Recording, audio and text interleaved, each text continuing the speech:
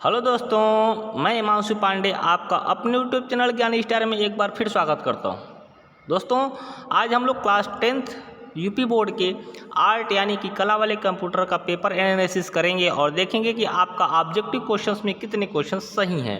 आप लोग अपने आंसर को मैच कराते रहिएगा। दोस्तों, यहाँ पर दो तरीके के आपके पेपर मिलेंगे, एक मिलेगा प्राविधिक कला और एक मिलेगा आलेखन कला। दोनों भी ऑब्जेक्टिव क्वेश्चंस को मैंने तैयार किया है, आप अपने ऑब्जेक्टिव क्वेश्चंस को यहाँ पर मैच करते रहेंगे। चलिए हम लोग शुरू करते हैं क्वेश्चन नंबर फर्स्ट से, जिसमें लिखा हुआ है प्राथमिक अथवा मुख्य रंग कौन सा है। तो प्राथमिक अथवा मुख्य रंग में सबसे पहला हो जाएगा लाल, नीला और पीला। ऑप्शन नंबर सेकंड की तरफ चलते हैं, क्वेश्चन नंबर सेकंड की तरफ चलते हैं। क्वेश्चन नंबर सेकंड बोला हुआ है गर्म रंग कौन सा है, तो ये भी हो जाएगा ए यानी कि लाल रंग को बोलते हैं गर्म रंग। तीसरा क्वेश्चन है मुख्य रंग कितने हैं, तीसरा क्वेश्चन है मुख्य रंग कितने हैं, ऑप्शन नंबर इसका भी ए सही हो जाएगा 3। चौथा क्वेश्चन लिखा हुआ है निम्न में से द्वितीयक रंग कौन से हैं। चौथा क्वेश्चन में लिखा हुआ है निम्न में से द्वितीयक रंग कौन सा है, तो नारंगी को बोलते हैं द्वितीयक रंग। इस तरीके से आप लोग क्वेश्चन नंबर 4 तक मैच कर लिए होंगे। आगे चलते हैं हम लोग क्वेश्चन नंबर 5 की तरफ। क्वेश्चन नंबर 5 में लिखा हुआ है तटस्थ रंग युग्म कौन सा है। तटस्थ रंग युग्म कौन सा है, डायरेक्ट आपका क्वेश्चन सही होगा, तो यहाँ पर सही ऑप्शन मिल जाएगा आपको। तो पांचवें क्वेश्चन का ऑप्शन नंबर ए सही है, काला और सफ़ेद रंग को बोलते हैं हम लोग तटस्थ रंग। ठीक है, क्वेश्चन नंबर 6 की बात करते हैं, लिखा हुआ ओस्टवाल्ड चक्र में कितने रंग होते हैं, तो यहाँ पर बात कर सकते हैं हम लोग ओस्टवाल्ड चक्र में 8 रंग होते हैं। आप लोग अपना आंसर मैच कर लीजिएगा। क्वेश्चन नंबर 7 की बात कर लेते हैं, लिखा हुआ है निम्नलिखित में से कौन सा पारदर्शी रंग है। क्वेश्चन में कौन सा पारदर्शी रंग है, जिसे बोलते हैं तैल रंग। तैल रंग को बोलते हैं पारदर्शी रंग। आशा करते हैं आप लोग आप तक का सारा क्वेश्चन सही रहा होगा। क्वेश्चन नंबर 8 की बात कर लेते हैं, जिसमें लिखा हुआ है सफ़ेद का विरोधी रंग कौन सा है। सफ़ेद का विरोधी रंग को बोलते हैं काला को। क्वेश्चन नंबर 9 में लिखा हुआ है लाल में पीला रंग मिलाने से कौन सा रंग बनता हुआ है। 9 का ए हो जाएगा, नारंगी रंग बनता है। लाल में पीला रंग मिलाने से नारंगी रंग बनता है। आप लोग अपने ऑप्शन को मैच करते रहें। आगे चलते हैं क्वेश्चन नंबर 10 की तरफ। क्वेश्चन नंबर 10 में लिखा हुआ है हम लोग आलेखन कला के पेपर को सॉल्व कर रहे हैं। क्वेश्चन नंबर 10 में लिखा हुआ है कौन सा शीतल रंग है, यानी शीतल रंग किसे कहते हैं। क्वेश्चन नंबर 10 में हो जाएगा ऑप्शन नंबर सी, हरे रंग को बोलते हैं हम लोग शीतल रंग। सेकेंड है आपका द्वितीय रंग कितने होते हैं। एक क्वेश्चन नंबर 11 में लिखा हुआ है द्वितीय रंग कितने होते हैं, तो इसका हो जाएगा ऑप्शन नंबर डी, 3 द्वितीय रंग होते हैं। 12वां क्वेश्चन लिखा हुआ है पीले रंग का विरोधी रंग कौन सा है। 12वें क्वेश्चन में तो इसका हो जाएगा आपका ऑप्शन नंबर ए, नीले रंग को बोलते हैं पीले रंग का विरोधी रंग। आगे चलते क्वेश्चन नंबर 13 की बात करते, लिखा हुआ है कला शब्द निम्नलिखित में से किस भाषा का है। कला शब्द निम्नलिखित में से किस भाषा का, तो आप लोग इसका अपना आंसर बता दीजिए। क्वेश्चन नंबर 13 का हो जाएगा ऑप्शन नंबर बी, संस्कृत भाषा का है। 14 में लिखा हुआ निम्नलिखित में से किस पेंसिल से खींची गई लाइनें हल्की होती हैं, तो यहाँ पर आपको एच और बी का मतलब पता होना चाहिए। हाई एच और बी मतलब होता है ब्लैक और हाई मतलब होता है हार्डनेस। तो क्वेश्चन नंबर 14 का मतलब हो जाएगा 2H पेंसिल होगी। कमरे की छत हेतु कौन सा आलेखन उपयुक्त होता है, तो यहाँ पर कौन सा क्वेश्चन सही है, तो यहाँ पर हमारे हिसाब से ऑप्शन नंबर बी सही होगा, केंद्रीय आलेखन। क्वेश्चन नंबर 15, क्वेश्चन नंबर 16 की बात करते, लिखा हुआ इंद्रधनुष में कितने रंग होते हैं। VIBGYOR आप यहाँ से याद कर सकते हैं, 7 कलर होते हैं इंद्रधनुष में।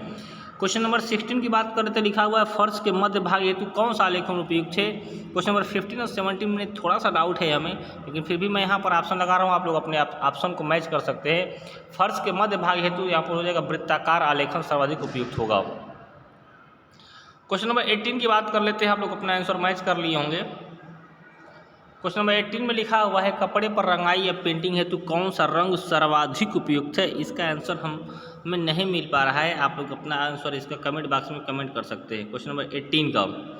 क्वेश्चन नंबर 19 में लिखा हुआ है सलेटी रंग किन रंगों के मिश्रण से बनता है। सलेटी रंग किन रंगों के मिश्रण से बनता है, तो इसका ऑप्शन मैं बताना चाहूँगा। इसका ऑप्शन है ऑप्शन नंबर ए, काला और सफ़ेद रंग के मिश्रण से सलेटी रंग बनता है।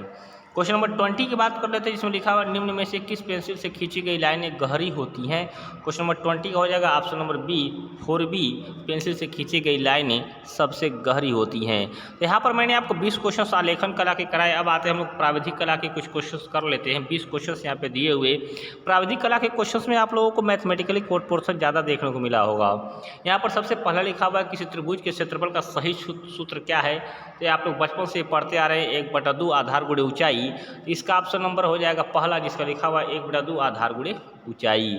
क्वेश्चन नंबर 2 की बात कर लेते हैं। लिखा हुआ किसी आयत की दो संलग्न भुजाओं के मध्य कोण कितना बनता है। मतलब यदि कोई आयत बना हुआ है तो दो लाइन के बीच कितना एंगल बनता है, तो यहाँ पर होता है 90 डिग्री। आप यहाँ पर ऑप्शन नंबर सी सही कर सकते थे। 3 वाले क्वेश्चंस की बात कर लेते हैं, जिसमें लिखा हुआ है किसी वृत्त का व्यास यदि r,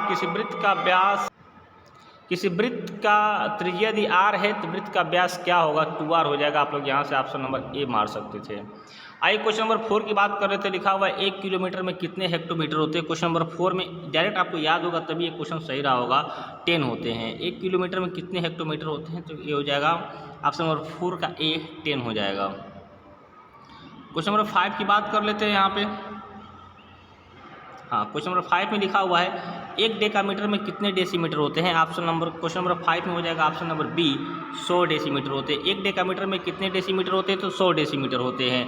6 में लिखा हुआ है निम्न में से कौन सा बृहत कोण नहीं है। तो बृहत कोण जिसमें 180 अंश से ऊपर कोण होते हैं, जो 180 अंश है वो बृहत कोण नहीं होगा। क्वेश्चन नंबर 7 की बात कर लेते हैं। लिखा हुआ है किसी वृत्त का केंद्र सबसे बड़ी जीवा व्यास को बांटता है।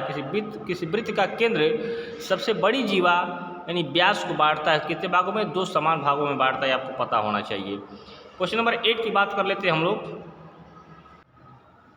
क्वेश्चन नंबर 8 में लिखा हुआ है वृत्त के बाहर किसी बिंदु से खींचे गए स्पर्श बिंदु पर वृत्त की त्रिज्या के साथ कितने अंश का कोण बनाती है। तो बाबू मैं बता दूं ये क्लास 10th में थ्योरम भी है कि किसी वृत्त के बाहर से वृत्त पर खींची गई स्पर्श रेखा वृत्त के केंद्र के साथ कितने डिग्री का कोण बनाती है। तो ये बनाती है आपका 90 डिग्री का हो जाएगा। ऑप्शन नंबर डी सही हो जाएगा।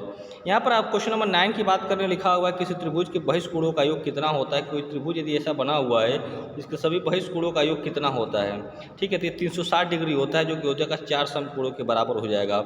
4 समकोण का मतलब 4 × 90, तो 4 × 90 कितना हो जाएगा, 360। क्वेश्चन नंबर 10 की बात कर लेते हैं। लिखा हुआ है 7 सेंटीमीटर त्रिज्या के किसी वृत्त का क्षेत्रफल कितना होगा। तो पाई आर फार्मूला होता है, आपको पता होगा। पाई आर स्क्वायर कर लेंगे तो ये हो जाएगा पाई 7 × 7। ऑप्शन नंबर बी सही हो जाएगा। क्वेश्चन नंबर 11 की बात करें तो लिखा हुआ किसी वर्ग के एक भुजा की लंबाई x हो तो विकर्ण क्या होगा। तो विकर्ण का फार्मूला क्या होता है आपका x² प्लस x², बाहर आ जाएगा x, अंदर बच जाएगा √2, x√2। आपका ऑप्शन हो जाएगा ए। आगे बात करते हैं निम्न कोणों में से कौन सा अधिक कोण है। अधिक कोण किसे बोलते हैं, जो 180 अंश से ज़्यादा होता है, इसे बोलते हैं। ये हो जाएगा आपका डी ऑप्शन। 12 क्वेश्चन हो गया। 13वें क्वेश्चन पर चलते हैं हम लोग। 13वां क्वेश्चन लिखा हुआ है 1 मिलीमीटर 1 मीटर का कौन सा भाग है। 13वें क्वेश्चन का ऑप्शन नंबर आपका ए सही हो जाएगा, 1000वां भाग है। क्वेश्चन नंबर 14वें की बात कर लेते लिखा हुआ किसी चतुर्भुज के सभी आंतरिक कोणों का योग कितना होता है। किसी चतुर्भुज के सभी आंतरिक कोणों का योग होता है 360 डिग्री, जो होता है 4 समकोण के बराबर। 15वां क्वेश्चन लिखा हुआ है एक ही आधार और समान ऊंचाई पर बने त्रिभुज और आयत के क्षेत्रफल का सही अनुपात क्या होगा। कितना शानदार क्वेश्चन है, आइए हम आपको बताते हैं। इसे लिखा बोला हुआ कि एक ही आधार है, इस पर हमने बना दिया त्रिभुज, और करा इसी ही ऊंचाई पर हमने क्या बना दिया, आयत बना दिया। तो बोल रहा है कि त्रिभुज के क्षेत्रफल और आयत के क्षेत्रफल का अनुपात कितना होगा। तो त्रिभुज के क्षेत्रफल का अनुपात क्या होता है, 1/2 आधार गुणे ऊंचाई होती है, और इसी पर आयत बना हुआ तो आयत का कितना होगा, आधार गुणे ऊंचाई। आधार गुणे ऊंचाई से आधार गुणे ऊंचाई कट जाएगा तो क्या हो जाएगा, 1/2। जहाँ पर 1:2 होगा वही आपका आंसर हो जाएगा। ऑप्शन नंबर ए सही हो जाएगा। निम्न आकृतियों में से कौन सा समचतुर्भुज नहीं है। तो ऑप्शन नंबर बी सही हो जाएगा, समचतुर्भुज नहीं है, आयत है ये आपका। क्वेश्चन नंबर 17 की बात करें, निम्न आकृति में से कौन सी रेखा अ ब का लंब समद्विभाजक है। तो लंब समद्विभाजक मतलब जो 90 डिग्री भी हो और आधा आधा डिवाइड भी करती हो। तो ऑप्शन नंबर बी सही हो जाएगा। क्वेश्चन नंबर 18 की बात करें, लिखा हुआ निम्नलिखित में से कौन सा आकार यानी गति वृत्ताकार नहीं है। तो नल से गिरता हुआ पानी वृत्ताकार नहीं होगा। आगे चलते हैं, लिखा हुआ 1 हेक्टोमीटर में कितने मीटर होते हैं। क्वेश्चन नंबर 19 का आपका कौन सा ऑप्शन सही हो जाएगा। क्वेश्चन नंबर 19 का ऑप्शन नंबर 100 सही हो जाएगा, मतलब बी सही हो जाएगा। ठीक है, ऑप्शन नंबर बी सही हो जाएगा। क्वेश्चन नंबर 20 की बात करते हैं, किसी घड़ी में छोटी सुई 5 पर हो और बड़ी सुई 12 पर हो। यहाँ पर 2 सुई के बीच बने कोणों का फार्मूला लगेगा, जिसको याद रहा होगा वो बना लेगा। यहाँ कोण बनेगा आपका 40 डिग्री, और 40 डिग्री कोण को बोलते हैं न्यूनतम कोण, जो कि हो जाएगा आपका ऑप्शन नंबर बी।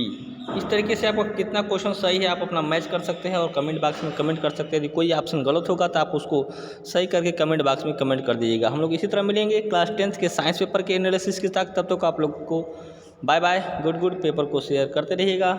मिलेंगे नेक्स्ट वीडियो में, तब तक के लिए बाय बाय, टेक केयर।